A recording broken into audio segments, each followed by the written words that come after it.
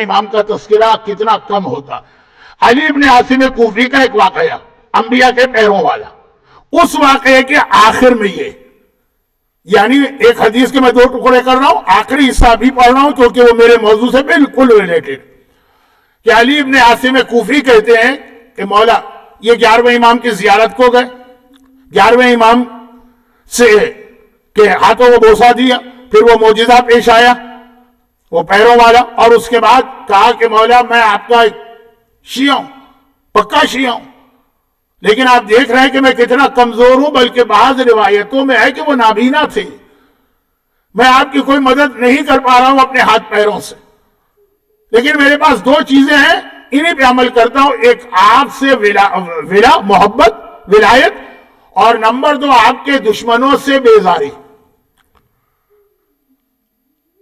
اور میں آپ کی محبت کا اقرار بھی کرتا ہوں، اور آپ کے دشمنوں پر یہ بہت توجہ سے سنیے گا، 3 الگ الگ کتابوں میں یہ روایت آئی ہے، تینوں میں یہ لفظ ہے، اور میں آپ کے دشمنوں پہ لعنت کرتا ہوں تنہائی میں. 11ویں امام نے کہا کہ تم بہترین عمل کر رہے ہو، سنو، میں نے اپنے بابا سے سنا ہے اور انہوں نے رسول خدا سے کوٹ کیا. بیچ کے سارے راوی 11ویں امام نے چھوڑ دیے، ضرورت نہیں، 10ویں نے 9ویں سے 8ویں سے 5ویں اس طرح کر کے رسول خدا نے فرمایا کہ اگر کوئی ہم سے محبت کرے علی الاعلان اور ہمارے دشمنوں پہ لعنت کرے چھپ کر، فی خلوات ہی، تنہائی کے عالم میں،